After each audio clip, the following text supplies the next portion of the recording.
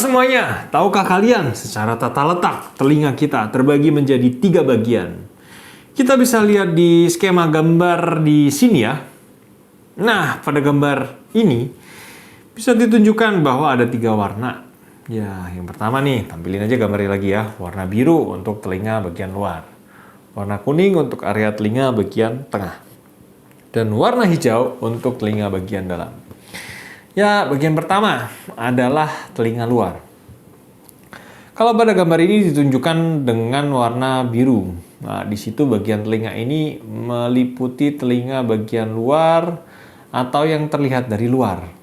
Termasuk di situ ada daun telinga dan saluran telinga luar, saluran telinga eksternal kita bilangnya. Telinga luar ini bertugas menangkap suara dan menghantarkannya ke telinga bagian tengah. Masuk sedikit lebih dalam lagi, ada bagian telinga yang kita sebut telinga tengah. Di gambar ini ditunjukkan pada yang berwarna kuning. Bagian telinga ini terletak di belakang gendang telinga, teman-teman. Jadi di belakang gendang telinga sampai ke sono, itu kita bilangnya telinga tengah. Gendang telinga itu ada semacam ruangan kecil gitulah, di mana di dalamnya itu terdapat ada tulang-tulang pendengaran gitu, ada 3 biji di situ. Fungsi dari tulang ini ya untuk memperkuat getaran suara, untuk dihantarkan lagi ke telinga bagian dalam. Oh iya, just for info ya, di dalam dunia medis rongga telinga tengah ini kita sebut sebagai rongga timpani. Dan yang bagian paling dalam kita sebut ya telinga dalam. Bagian telinga ini terletak di dalam tengkorak. Jadi posisinya itu udah di dalam tengkorak tuh. Dan meliputi saluran telinga dalam dan juga ada organ pendengaran yang kompleks gitu teman-teman. Organ pendengaran ini terdiri dari yang namanya koklea atau sering disebut dengan rumah siput. Dan ada juga vestibula yang tugas utamanya, ya intinya tugas utama itu merubah getaran suara menjadi aliran listrik yang pada akhirnya dikirim ke otak. Selain itu vestibula ini juga berada di telinga dalam. Yang ada di telinga dalam ini fungsinya buat membantu keseimbangan. Ya, penting untuk menjaga keseimbangan tubuh.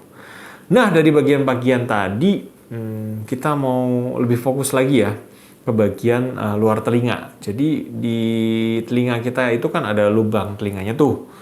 Nah, disitulah ada yang namanya liang telinga luar.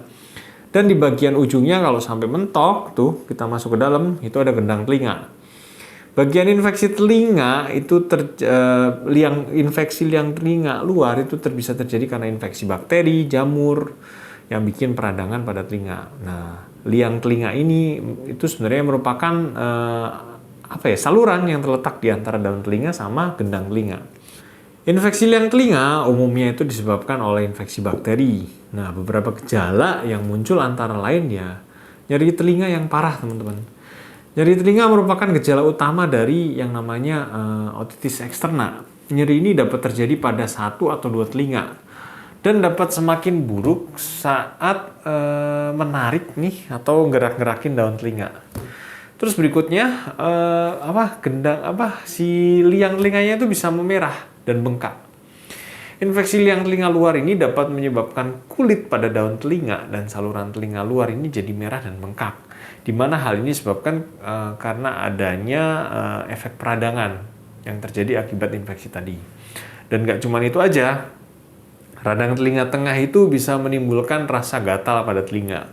Nah, gatal pada telinga ini gejala yang umumnya terjadi kalau misalnya infeksinya disebabkan karena jamur sih. Jadi gejala gatalnya itu biasanya lebih dominan. Selain gatal, penderita itu bisa mengeluhkan sensasi kayak terbakar atau rasa nggak nyaman penuh di telinga. Selain itu bisa muncul sensasi telinga yang tadi saya bilang telinga penuh itu ya. Beberapa orang mungkin ngerasa bahwa telinga mereka penuh atau tersumbat. Ya, itu sebenarnya karena ada radang atau infeksi.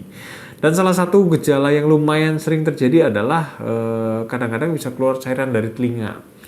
Nah, infeksi telinga luar ini bisa nyebabin keluar cairan dari telinga itu warnanya bisa hijau atau kuning. Nah, nanti harus dicek dulu nih keluar cairannya dari telinga atau telinga luar atau telinga dalam.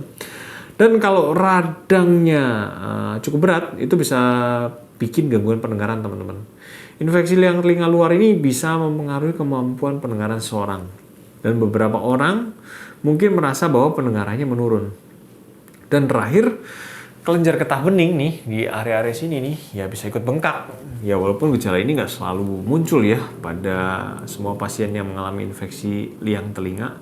Namun pada beberapa pasien yang mengalami otitis eksterna atau infeksi liang telinga luar ini bisa menyebabkan pembengkakan pada area kelenjar getah bening yang ada di sekitar telinga atau di leher. Jangan kaget, ada bentol-bentolnya gitu. Jendol-jendol ya. Ya, beberapa faktor risiko yang bisa meningkatkan kemungkinan seseorang mengalami peradangan liang telinga luar. Yang paling sering itu sebenarnya kalau misalnya ada aktivitas di dalam air ya. Kayak berenang atau mandi. Mandi sih kalau nggak kemasukan air nggak apa-apa, cuman kalau kemasukan air itu risiko. Dan kelembapan yang berlebihan di liang telinga ini memicu pertumbuhan bakteri, jamur, dan bisa bikin infeksi pada akhirnya. Dan faktor resiko yang juga cukup sering dijumpai yaitu cedera pada liang telinga. Seperti luka gores. Nah, luka gores ini biasanya disebabkan karena ini korek-korek teman-teman. Dimana hal ini kan bikin kulit kita rentan. Kalau dikorek-korek itu rentan terkena infeksi. Terus bisa juga karena pencucian telinga yang nggak tepat, yang bisa merusak kulit pada liang telinga dan ini bisa memicu infeksi. Dan menghindari faktor resiko tersebut itu bisa menjaga menghindari faktor resiko dan menjaga kebersihan telinga itu bisa membantu mencegah terjadinya tadi peradangan telinga luar. Nah, jika Anda mengalami gejala-gejala yang mencurigakan, mending konsultasi aja lah ke dokter supaya bisa diperiksa dan diobatin dengan tepat gitu loh. Nah, berikut ini kayaknya perlu gue jelasin ya, tips-tips untuk mencegah terjadinya infeksi liang telinga luar atau otitis eksterna. Pada saat membersihkan telinga, sebaiknya hindari pakai benda-benda yang tajam atau benda-benda yang bisa melukai itu sebenarnya sebaiknya dihindari. Sebaliknya, kita harus pakai kayak tisu yang lembut atau kapas ya buat membersihkan bagian luar telinganya ini. Kalau dalam-dalamnya ya pakai kapas takut nyangkut ya. Berikutnya, jangan masukin benda apapun ke dalam liang telinga. Nah, kalau anak-anak nih takutnya masukin biji-bijian kayak peluru pistol mainan, manik-manik dan sejenisnya lah. Berapa sering saya temuin itu. Dan nggak lupa kita harus jaga kebersihan telinga kita. Ya, kita bersihin bagian-bagian luar telinganya pelan-pelan aja. Dan sebaiknya kita hindari kondisi yang menyebabkan kelembapan yang berlebihan di sekitar liang telinga kita.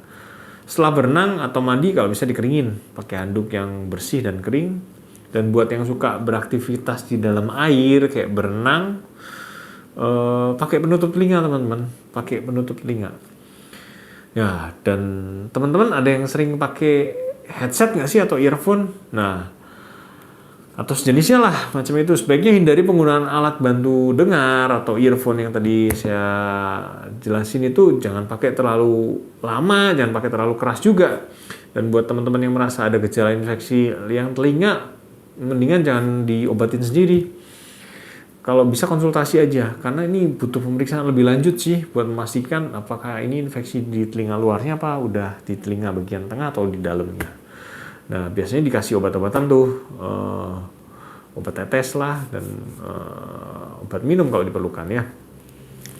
Dan yang selalu saya bilang sangat penting buat jaga kekebalan tubuh buat teman-teman. Ya biasa aja pola makan, olahraga, tidur cukup, jangan stres. Ya, kalau misalnya gejala-gejala kayak gatal di telinga, tadi konsultasi aja lah langsung ke dokter ya. Kayak cukup lah video hari ini. Saya sudah mulai mengantuk juga. Semoga orang yang nonton video ini bisa mendapatkan banyak manfaat daripada mudaratnya. Kalau suka tolong di like ya. Dan kalau bermanfaat tolong di share juga ke teman-teman yang lain. Dan kalau mau kasih komentar, masukan, atau mau koreksi juga boleh tulis di kolom komentar. Terima kasih dan sampai jumpa di video-video project di berikutnya. Namanya gue ganti jadi project di dokter sih. Biar kelihatan ada dokter-dokternya. Yaudah, terima kasih dan sampai jumpa.